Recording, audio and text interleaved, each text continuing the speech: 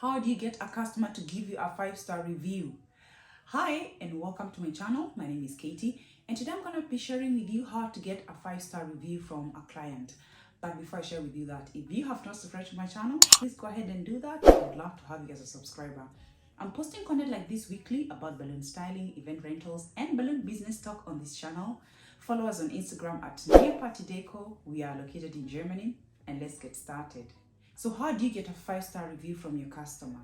The first thing I try to do is when we have a smooth transition, let's say they've given me the money and then it's my time to go and decorate. I'm always trying to do something extra.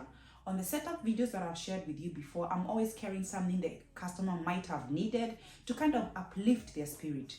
You know, like for example, if a customer booked a whole set and they didn't book, for example, a welcome sign, I do make some effort to go and put a welcome sign with it. So when they come, they're surprised and it's a positive surprise. So they're like, not only did I book her for this set, but she gave me this. Remember, this is a two-way road. This is when you will expect them, when you are done with the decorating, they will have good things to talk about you. So go an extra mile and offer something extra for your customer. Another point I would like to point out is during the time that you have already done decorating, I'm always going back 2 days or 3 days after the event and reaching out to that customer and asking them, how was the event? Did you guys like it? And then from there, you can hear from their conversation, oh my God, that was like the best thing. Everybody was talking about it. I liked it. Or you don't even hear from that customer. So you have to be vigilant on the conversations you have with your customers after the event. That way, before you ask them to review you, you kind of know how they're thinking, if you know what I mean. So have that conversation with your customers 1 or 2 days after the event to kind of have an idea on how they're thinking. That way you know what they will and what they can write about you and your business. I had an experience about last week on the customer who wanted their money back, and I'm gonna let that video up here for you guys to go and take a look so you can know how and what to tell your customers when experiences like this occur.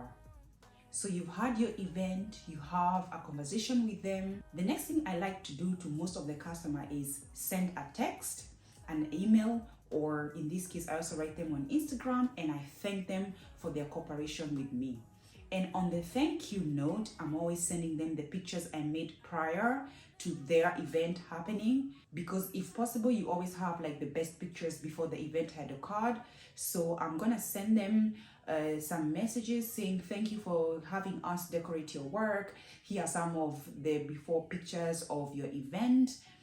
And then on that conversation, knowing what they think, I send a Google link to them, asking them, if you have 5 minutes of your time, I would like you to leave us a positive.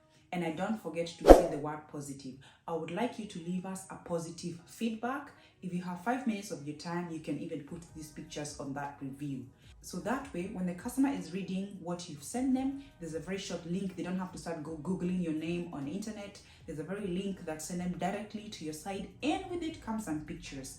So you know how they think, you know what is expected of them, and then you help them to transition and write you that good review, because some moments just last for them. It could be a link or a QR code which you can send to your customer during this time, and some pictures, and together they're able to review you immediately with some of the pictures of the work that you did.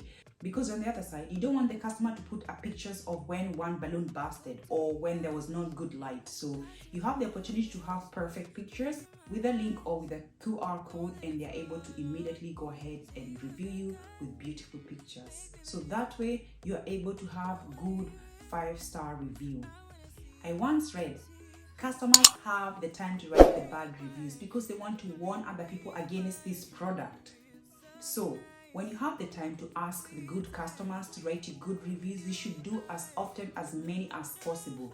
That way, when that customer comes who is not happy with the work or God knows which experience they had and they want to leave you 1-star review, the 1-star review will be overshadowed by the 5-star review, if you know what I mean. And something else, I also don't wait. I don't wait like after 3 weeks or after 1 month is when I'm asking for a customer to leave you a good review.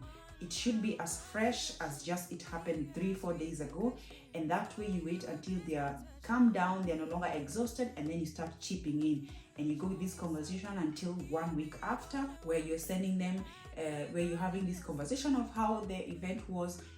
You also don't want for this time to be prolonged until they don't remember that you decorated, or they even don't have the 5 minutes to write your review. So you want it as fresh as just did the event. Please let them review you. And last but not the least, it's okay if the customer don't want to review you. Let the dust rest. I hope you guys enjoyed this tutorial. If you did, give it a thumbs up. Be sure to tune in next week. I'll be speaking about the do's and don'ts of a decorator. Please subscribe to my channel if you haven't done so. Follow us on Instagram at Deco. But until next time, auf Wiedersehen.